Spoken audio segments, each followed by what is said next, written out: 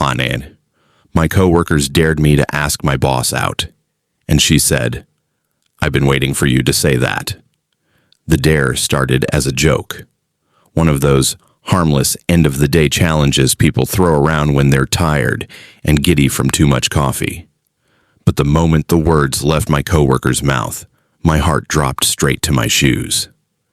"Ask her out," he said, nodding toward the glass office at the end of the floor. "Your boss." I laughed it off at first. Everyone did. Because who in their right mind asked their boss out, especially her? Her name was Emily Carter, calm, professional, respected by everyone. She was the kind of leader who remembered your birthday, asked about your parents, and stayed late to help you fix mistakes she didn't make. The kind of boss people trust, the kind you don't cross lines with, and definitely not the kind you ask out on a dare. But something about that moment stuck with me. I'm not the kind of guy who takes risks easily.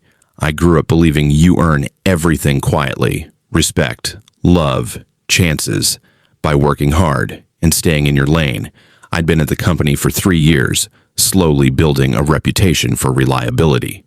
Emily hired me when I was barely holding myself together after my dad passed away.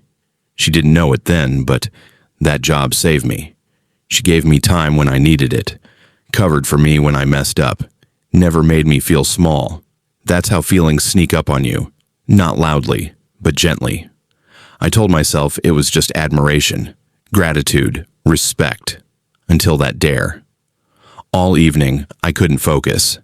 I kept replaying moments I'd brushed off before. The way Emily stayed behind after meetings just to ask how I was doing. The coffee she brought me on late nights.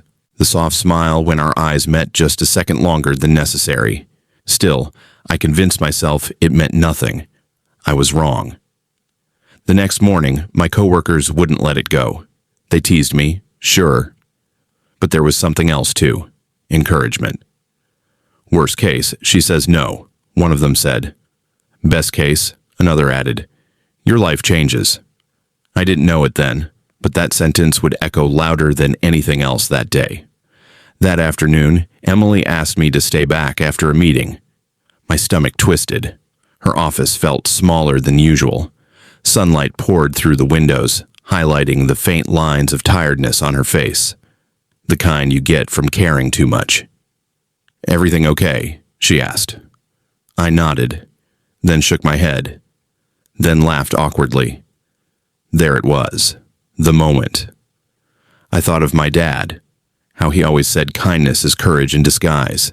I thought of all the times I'd played it safe. And I thought of the dare, not as a joke anymore, but as permission to be honest.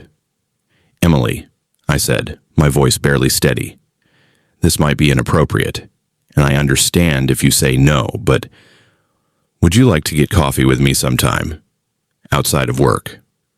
Silence, the kind that stretches your soul thin. Then she smiled, not politely, not professionally, but warmly, almost relieved. "I've been waiting for you to say that." I stared at her, convinced I'd misheard. She laughed softly. "I didn't want to cross any boundaries. You work hard, you're kind, and you show up for people, even when no one's watching. That matters to me." My heart was racing.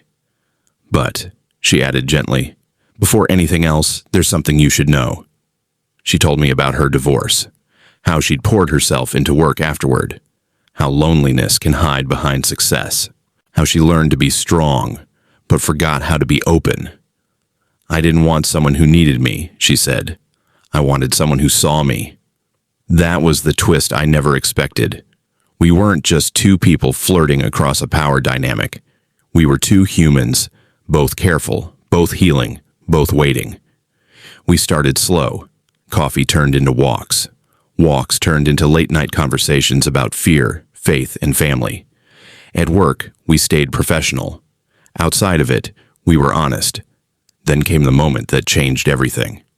One night, Emily called me, her voice shaking. Her mother had been admitted to the hospital. She didn't ask for help.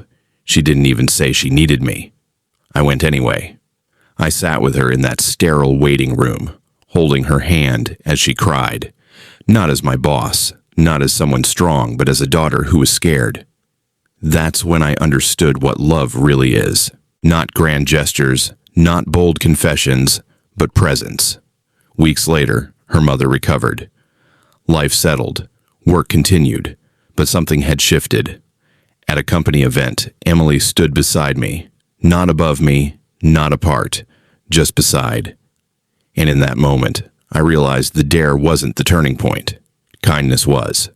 Her kindness when she hired me. My kindness when I stayed. The courage to be human with each other. We don't talk about the dare anymore. We talk about building something real. Because sometimes, the bravest thing you can do isn't asking someone out. It's letting yourself be seen. And sometimes, when you finally take that step, you realize they were waiting for you all along.